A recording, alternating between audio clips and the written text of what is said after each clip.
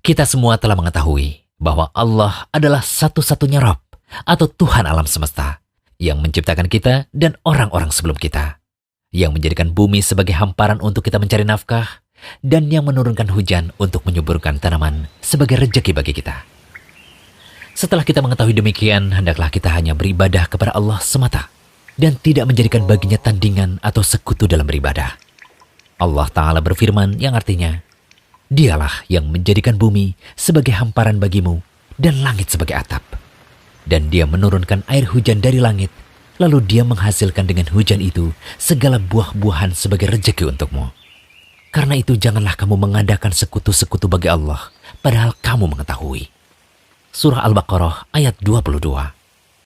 Sahabat Ibnu Abbas radhiyallahu anhu yang sangat luas dan mendalam ilmunya menafsirkan ayat tadi dengan mengatakan, yang dimaksud membuat sekutu bagi Allah adalah berbuat syirik.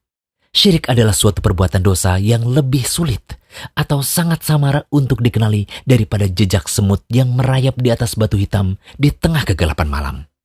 Kemudian Ibnu Abbas radhiyallahu anhu mencontohkan perbuatan syirik yang samar itu seperti demi Allah dan demi hidupmu wahai fulan, atau demi hidupku, atau kalau bukan karena anjing kecil orang ini tentu kita didatangi pencuri-pencuri itu. Atau kalau bukan karena angsa yang ada di rumah ini, tentu datanglah pencuri-pencuri itu. Dan ucapan seseorang kepada kawannya misalnya, atas kehendak Allah dan kehendakmu. Juga ucapan seseorang seperti, kalau bukan karena Allah dan karena fulan. Akhirnya beliau radhiyallahu anhu mengatakan, janganlah engkau menjadikan si fulan sebagai sekutu bagi Allah dalam ucapan-ucapan tersebut. Semua ucapan ini adalah perbuatan syirik. Hadis riwayat Ibnu Abi Hatim. Itulah syirik.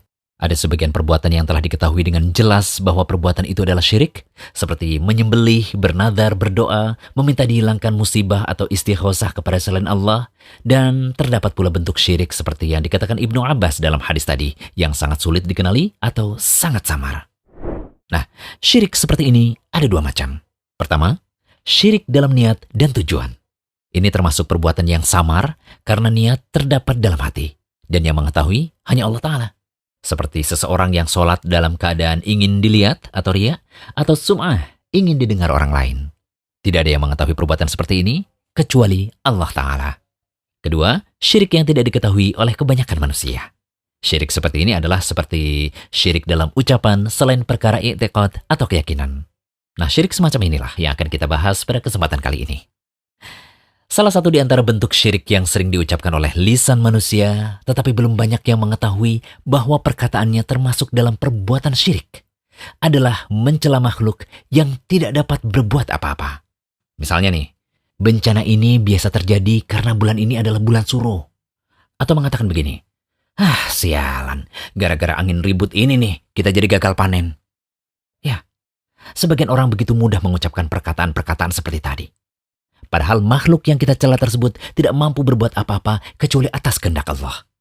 Mencaci mereka pada dasarnya telah mencaci dan menyakiti yang telah menciptakan dan mengatur mereka, yaitu Allah Ta'ala.